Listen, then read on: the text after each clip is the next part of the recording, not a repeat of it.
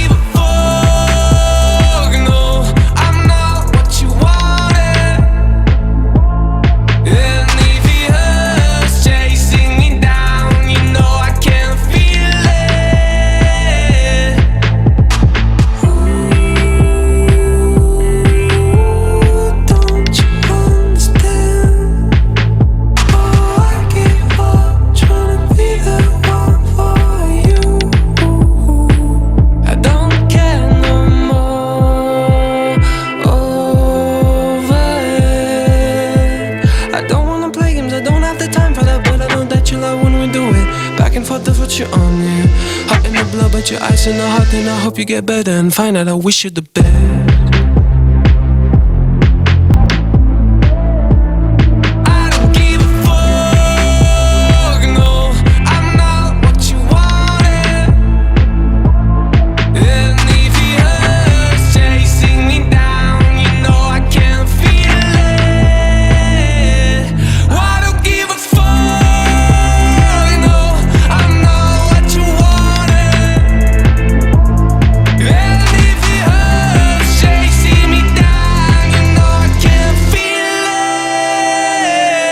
Finissons-en.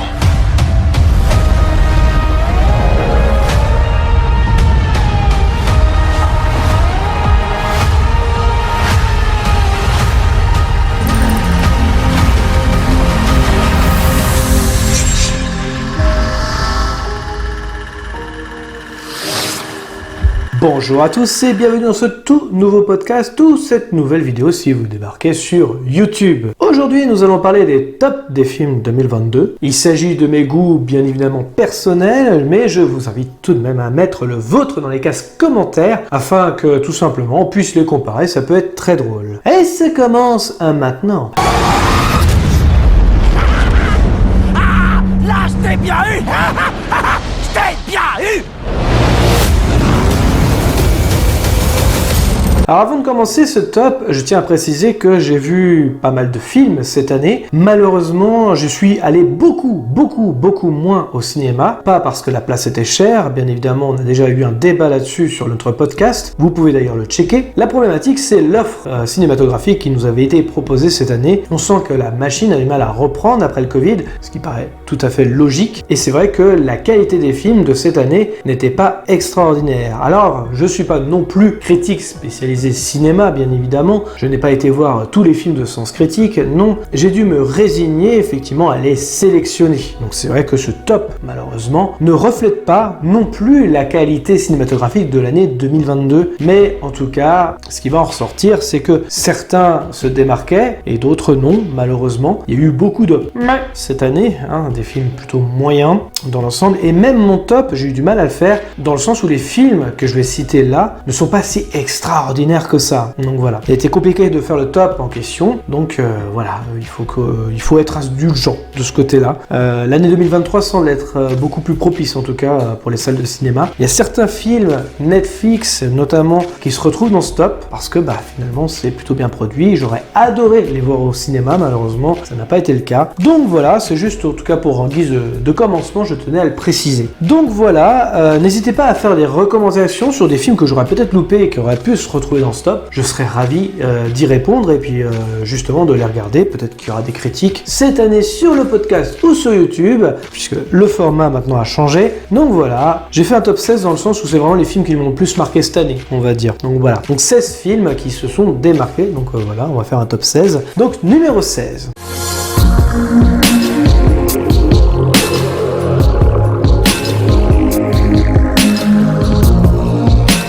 Je vous en prie, rendez-le-moi.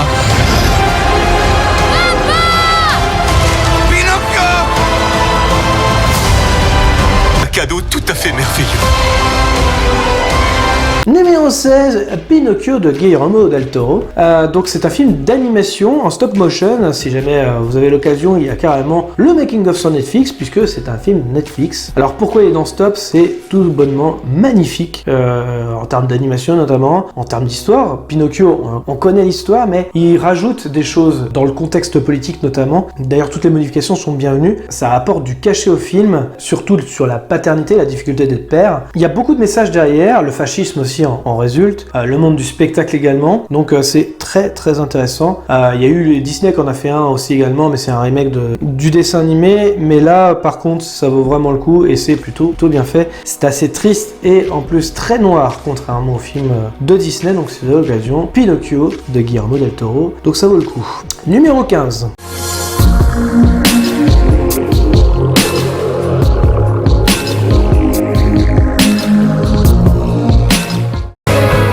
Que les conditions sont bonnes. Si on ne fait rien, ça va être de pire en pire pour l'avenir. Pour l'avenir, je sais même pas si je vais être vivante demain. Numéro 15, Rien à foutre. Alors Rien à foutre avec donc notamment Adèle Exarchopoulos. Très bon film, un peu surprenant notamment. C'est un film très lent. Il y a deux films en un quelque part. Mais ce que j'ai beaucoup aimé dans le film, c'est que au moins ça donne le vrai visage des compagnies low cost. Si vous avez vu le film, vous savez de quoi je parle. Et également aussi, c'est un film sur le deuil. L'actrice est extraordinaire comme à son habitude, bien évidemment. La réalisation est plutôt bien. On sent que c'est un film planqué parce que bien évidemment, il filmait dans des vraies compagnies low cost et il se planquait un petit peu pour filmer. Bref, c'est des vraies hôtesses de l'air qui sont dedans et ça se sent, on sent en fait plein de vérité dedans. En fait, voilà, c'est un film sincère avec un message derrière. C'est un film de débrouille aussi et j'ai adoré regarder ce petit ovni français. Donc si vous avez l'occasion, allez-y, ça vaut le coup. Numéro 14.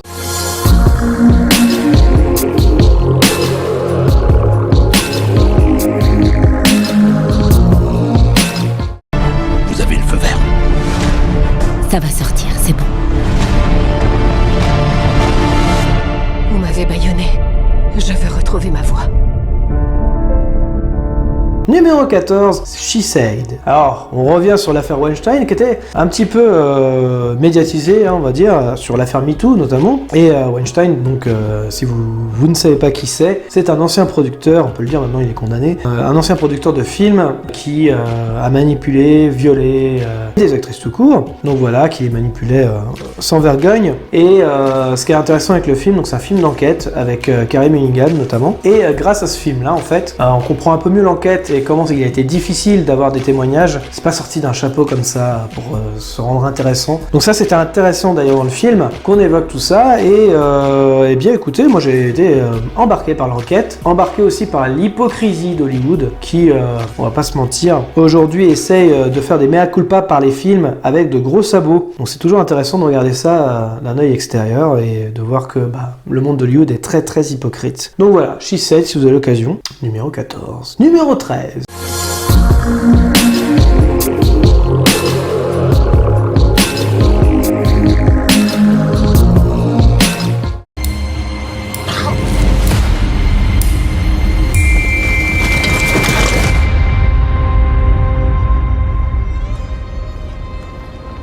Numéro 13, un film Netflix, à l'ouest, rien de nouveau. Film, pareil, qui était un petit peu sous l'algorithme, mais comme tout le monde a regardé un peu le film, et on en fait l'éloge sur Twitter, ce film, Netflix, ils en ont fait un peu la promo, parce qu'ils ont quand même mis des billes dedans, et ça se voit. Ce qui est intéressant avec le film, c'est un film sur la Première Guerre mondiale, il n'y en a pas beaucoup, donc faut y aller. Ce qui est intéressant, c'est qu'on suit des Allemands, contrairement à d'habitude où on suit les Alliés. Donc voilà, on est dans les tranchées, on est dans la boue, on est avec les rats, on est dans la situation la plus plus dégueulasse possible, et on suit 2 Allemands dedans, et c'est super intéressant, super bien fait, super bien produit, super bien écrit. Si vous avez l'occasion, il vaut le coup. On passe au numéro 12.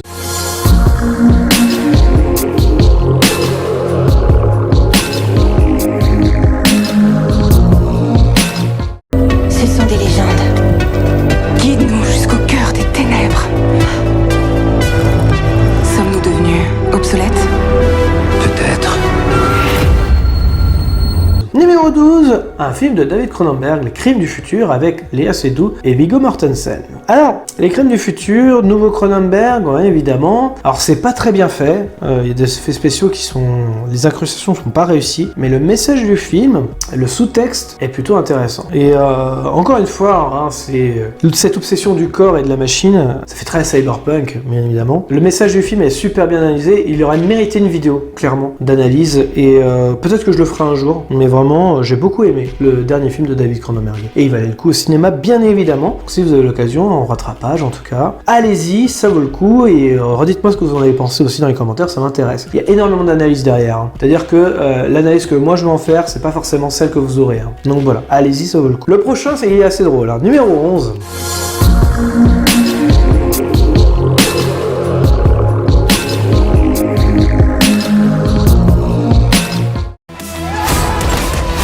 Je vais devoir faire du mal à des gens. Qu'est-ce qui t'est arrivé? T'as peut-être un petit traumatisme crânien? Ça se peut. Accroche-toi! Il faut que je descende de ce train. Alors numéro 11, Bullet Train. Alors je sais, il y en a beaucoup qui ont détesté le film, à juste titre d'ailleurs, je pense. La gravité n'a aucun sens dans le film. Non mais ça n'a aucun sens, c'est vrai. Mais c'est parce que c'est fait comme un manga en fait. Plaisir coupable, bon, vous pouvez me l'accorder celui-là je pense. J'ai adoré le film dans le sens où, je sais pas, j'ai kiffé, j'ai passé un bon moment, j'ai trouvé ça très drôle. Les dialogues, j'adore les dialogues dans le film, j'adore les chorégraphies aussi dans le film, même si ça parfois n'a aucun sens comme on le disait. Mais comme je l'ai vu comme un manga, en fait, ça m'a pas trop gêné, et je le reverrai, de façon coupable bien sûr, avec plaisir. Donc voilà. Le prochain pour être tendancieux aussi, numéro 10.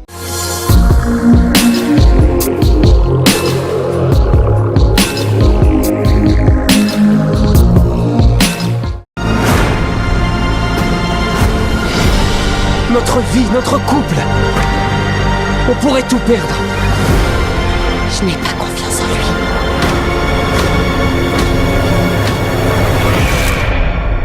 Je ne veux pas rester ici. Je ne veux plus.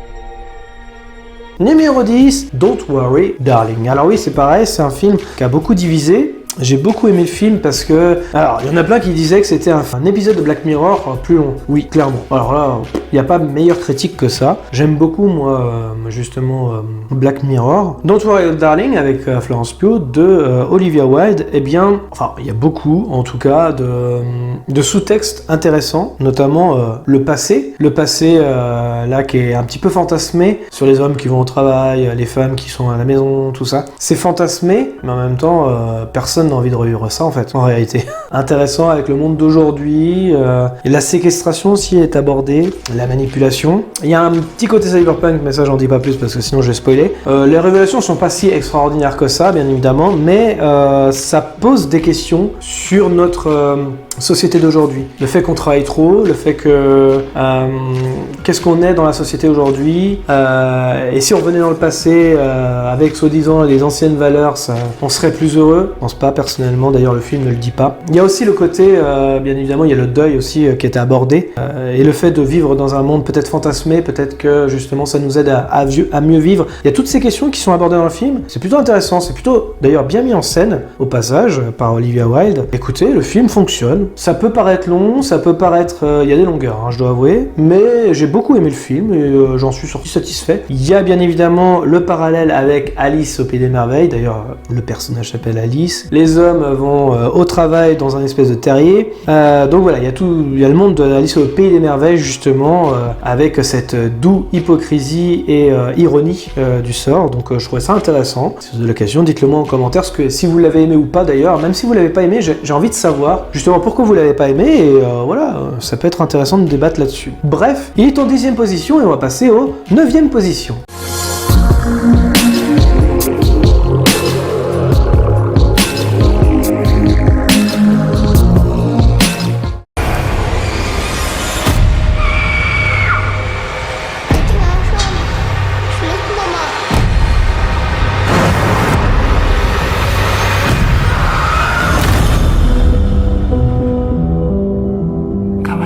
The Innocent, alors je triche un peu, il est sorti cette année mais il aurait dû sortir en période Covid, je crois que c'est un film de 2021 à la base, mais il est sorti pour nous en France en tout cas, dans les cinémas en 2022. Donc l'histoire d'enfants qui apprennent qu'ils ont des pouvoirs, en tout cas des pouvoirs bizarres.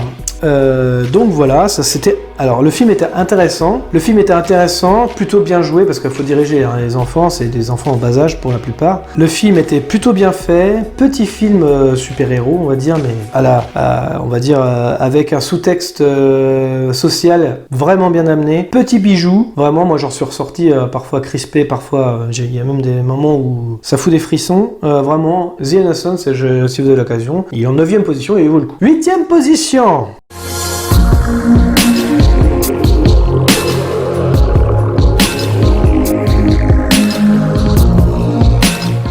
Le cœur plein de courage.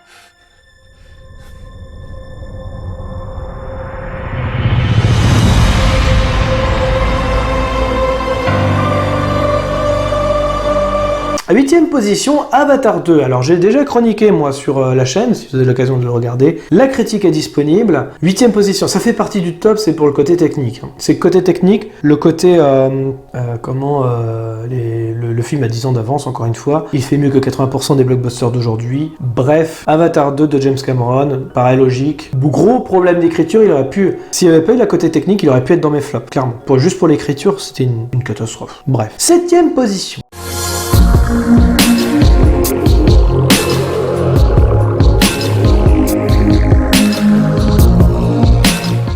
Et c'est tout à fait naturel. 7ème position, Barbare sur Disney+, un film, un téléfilm on peut le dire, d'horreur. J'ai beaucoup aimé le film, il y a à peu près 3 personnages qu'on suit au sein de cette... C'est la suite d'un Airbnb en plus, assez original pour le coup, qui ressemble un peu à The Descent, si jamais vous avez eu l'occasion d'avoir vu The Descent, un petit film anglais, avec 2 parties, et les 2 parties sont excellentes. Film d'horreur, donc ça peut pas plaire à tout le monde, mais en tout cas il est en 7ème position pour moi. 6ème position.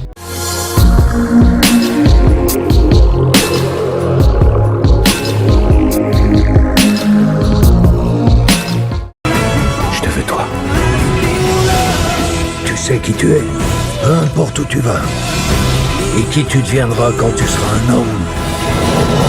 Ce sera toujours ce qui compte le plus. Sois sage, bonhomme. 6ème position, Belfast de Kenneth Branagh. Alors j'ai déjà évoqué, alors je l'ai pas chroniqué, j'ai failli le chroniquer, pardon, mais j'en ai parlé dans ma chronique sur Au nom du père, qui parle justement des événements de Belfast, entre autres, et ça rapporte la vie du jeune Kenneth Branagh. Donc très bien mis en scène, la photographie est magnifique. Quoi d'autre à vous dire sur le film? La mise en scène, l'écriture, il est magnifique ce film, bref, regardez-le, il est génial. Et il était aux Oscars, il a gagné l'Oscar du meilleur scénario original. Donc voilà, numéro 5.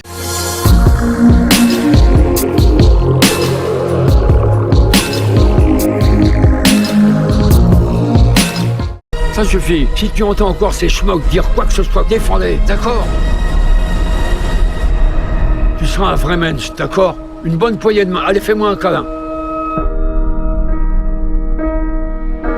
Numéro 5, Armageddon Time de James Gray, que j'ai chroniqué, donc allez voir la critique si ça vous intéresse. J'ai beaucoup aimé la mise en scène, j'ai beaucoup aimé la photographie.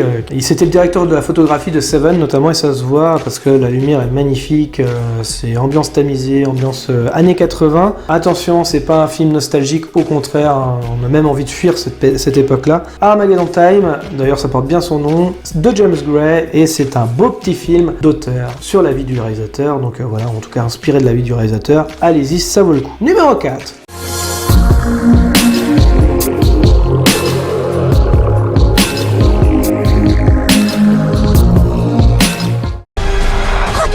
Regarde pas. Bouge-toi. Dégage. J'essaie de te sauver la vie. Mon frère est là, dehors.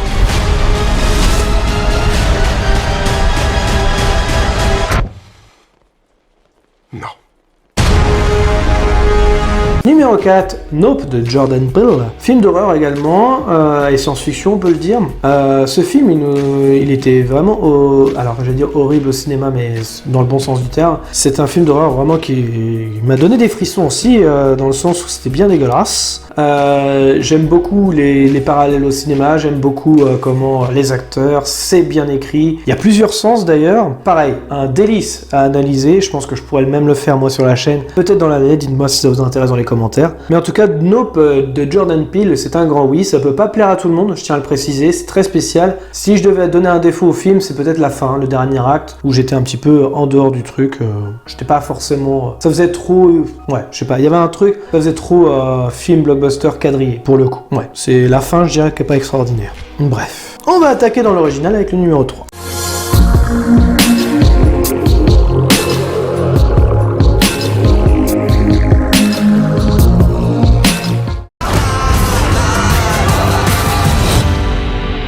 Ne laisse rien te distraire, s'il te plaît.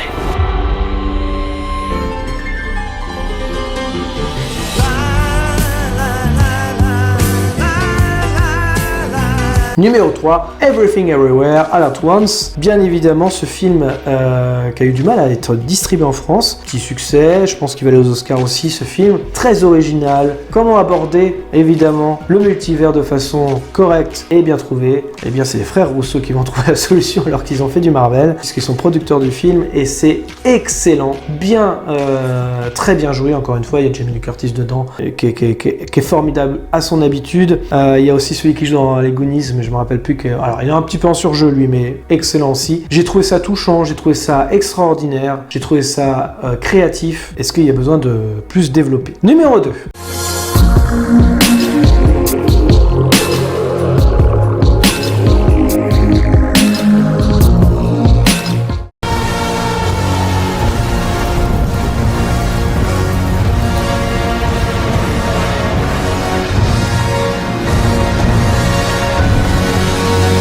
Numéro 2, The Batman. Alors The Batman, il y a beaucoup de défauts de Matt Reeves. Il a beaucoup de défauts, cependant, ça reste tout de même au-dessus de la mêlée. La réalisation est impeccable, la photographie est magnifique. Alors, il y a quelquefois des phases de flou, on comprend pas pourquoi c'est trop flou d'ailleurs. Je pense que c'est l'écran OLED autour qu'il fallait peut-être corriger, je ne sais pas. En tous les cas, The Batman reste plutôt bon. Il y a juste le scénario. Je trouve que l'enquête est pas terrible en fait en réalité. Et ça te sort un peu du film parfois. Mais ça reste un bon épisode de The Batman. Si vous avez aimé les jeux Arkham notamment, si vous avez aimé les comics également aussi, la série des années 90, ça mélange tout ça et ils ont sorti ça. Donc pourquoi pas. Je suis assez pressé de voir la suite notamment. Il y a une scène qu'ils ont coupée dans le film que j'aurais aimé voir dans le film, contrairement à la scène qu'il y a dans le film qu'ils ont laissé, c'est avec le Joker notamment. Elle est disponible sur YouTube, je crois, il me semble, donc n'hésitez pas à la regarder. Par contre, dans le film, ils ont laissé l'apparition du Joker, mais de façon ridicule et très malaisante, au point de se dire, on dirait des cosplays, enfin bref. Alors qu'il y avait une scène très intéressante d'interrogatoire où on voit que Batman a un petit peu de vécu et a déjà rencontré le Joker, donc c'était intéressant de stipuler, et forcément, il évoque avec lui le Riddler et sa façon justement d'être...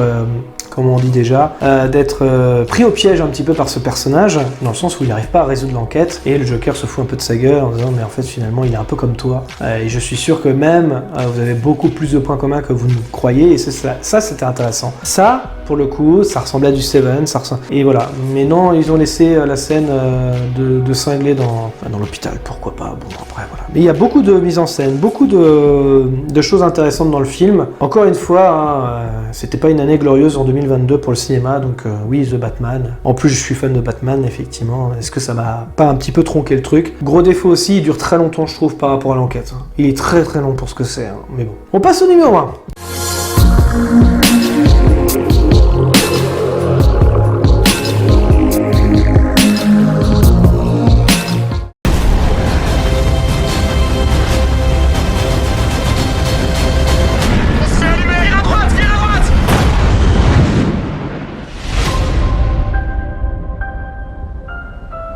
Numéro 1, Top Gun Maverick. Eh oui, un Tom Cruise. Effectivement, comme à son habitude, Tom Cruise, il chapeaute un peu le projet. Le scénario est plutôt bon. Alors, le scénario est simpliste. Par contre, il est efficace. Je veux dire, le scénario, vous l'avez déjà vu 1000 fois, hein, mais il est super efficace. La mise en scène est incroyable.